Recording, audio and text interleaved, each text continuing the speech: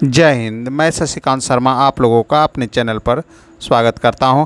और आज स्वामी जी के वचनों में हम लोग एक विचार को अपनाएंगे जो हमें कर्ज से छुटकारा तो दिलाएगा ही, साथ में अगर हम कर्ज में फंसे हैं तो उससे भी हम लोगों को निजात पाने का एक उपाय मिलेगा, एक जो है रास्ता जो है दिखाई देगा।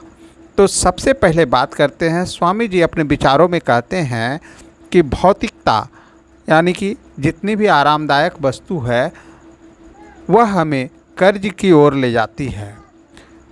मनुष्य अक्सर अपनी आमदनी से अधिक खर्च कर बैठता है उन वस्तुओं के लिए जो उसके जीवन के लिए आवश्यक नहीं है, केवल वह आरामदायक है और व्यक्ति को आलसी और सुस्त बनाता है। उन वस्तुओं की प्राप्ति के लिए व्यक्ति लगातार संघर्ष करता है और अपनी जमा पूंजी या अपने परिवार से, संबंधियों से, महाजन से, सेठ साहूकार से वो जो है उधार लेकर और उसकी पूर्ति करता है। वर्तमान आधुनिक युग में तो बहुत सारे लोग जो है EMI आदि जो है के द्वारा कर्ज लेकर और अपनी भौतिक आवश्यकताओं की जो है पूर्ति करते हैं और कर्ज को चुकाते चुकाते ही अपना जीवन लीला को समाप्त कर देते हैं।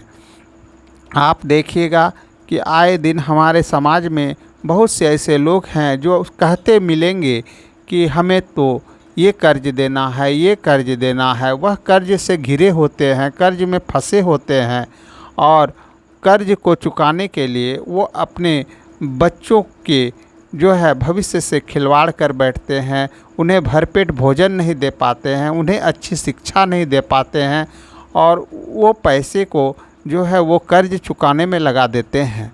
तो यह अक्सर ऐसा समाज में दिखाई देता है। तो स्वामी जी इसलिए कहते हैं कि हमें सबसे पहले अपनी भौतिकता से जो है दूर होना पड़ेगा, भौतिक वस्तुओं की आदत को छोड़ना होगा। जीवन के लिए तो हमें मूलभूत जो आवश्यकता है कि बस जो है सांस लेने के लिए शुद्ध वायु मिल जाए और पीने के लिए जल मिल जाए और खाने के लिए 2 रोटियां मिल जाए, बस उससे तो हमारा गुजारा हो सकता है। और उसके बाद हम लोग कुछ विस्तार और जो है बड़े लक्ष्य को जो है सोचें तो निश्चित तौर से हम लोग एक मनुष्य की गिनती में आ पाएंगे। बाकी जितने भी हम लोग अपने नीचे की दृष्टिकोण से जो है सोचते हैं कि हमें अमुक वस्तु चाहिए, आरामदायक वस्तु चाहिए, विलासी वस्तु चाहिए, ये सभी वस्तुएं हमें कर्ज की ओर ले जाते हैं। इससे केवल हम अपना ही नुकसान नहीं करते वरन अपने बच्चों का भी भविष्य को अंधकार में डाल देते हैं और स्वयं तो हम लोग दुख से जो है जीवन काटते ही हैं, आगे चलकर बच्चे भी दुखपूर्वक जो है जीवन जीते हैं। आपको लगता है कि हम भौतिक वस्तुओं को प्राप्त करके अपने आप को तथा बच्चों को सुखी जीवन देंगे, लेकिन ऐसा नहीं हो पाता है। तो हमें चाहिए कि हम सबसे पहले अपने आप को उन आरामदायक, विलासी और ऐसी वस्तुएं जो हमारे जीवन के लिए आवश्यक नहीं है उनसे दूर रहें।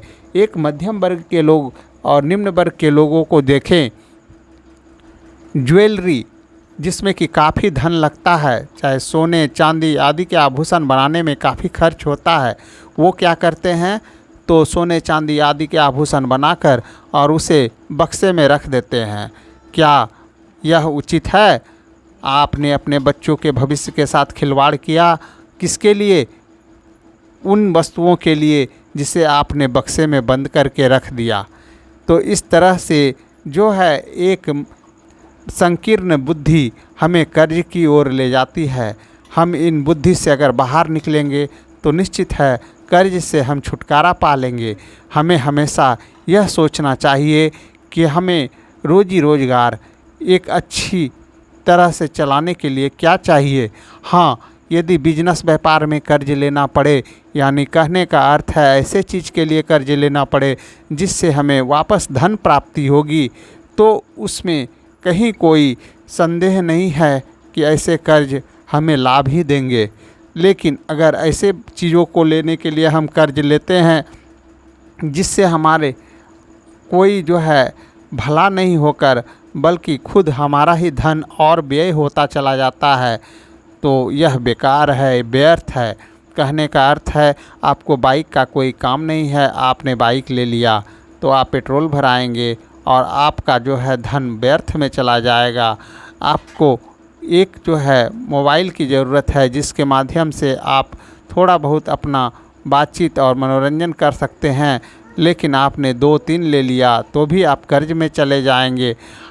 आपके घर में टेलीविज़न की यदि आवश्यकता है तो रखें, अन्यथा ना रखें। कर्ज लेने से कोई फ़ायदा नहीं है।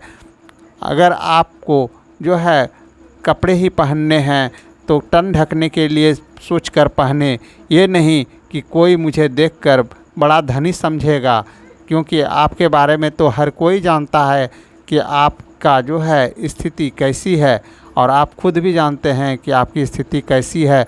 महंगे कपड़े पहनने से आपकी स्थिति नहीं सुधर जाएगी।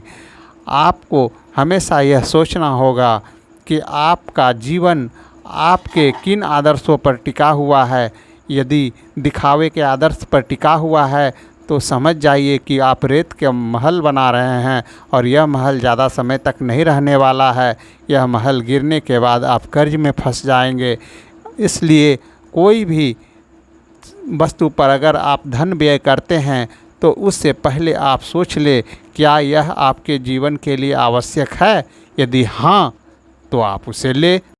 अब सवाल होता है कि आखिर हम लोग कर्ज से छुटकारा कैसे प्राप्त करें।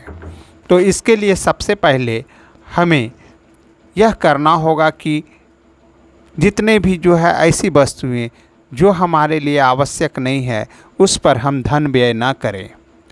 और यदि हम कर्ज में फंस गए हैं तो सबसे पहले यह सोचें कि कर्ज में हमने धन लिया है तो हमें पहले धन कमाने का मार्ग ढूंढना होगा।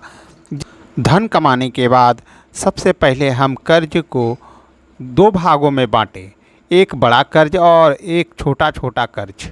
छोटा छोटा कर्ज को सबसे पहले हम समाप्त कर लें, उसके बाद हम बड़े कर्ज को भी टुकड़ों में कर लेंगे। जिस प्रकार से एक पूरी रोटी को हम लोग मुंह में एक बार में नहीं चबा सकते हैं, उसी तरह से एक पूरा कर्ज को एक बार में व्यय नहीं किया जा सकता, उसका भुगतान नहीं किया जा सकता। इसलिए कर्ज को भी हम रोटी की तरह जिस तरह से एक एक टुकड़ा करके हम खाते हैं, उसी तरह से कर्ज को भी जो है एक एक टुकड़ा करके और जो है चबाते चले जाएं, अर्थात कर्ज को ख़त्म करते चले जाएं।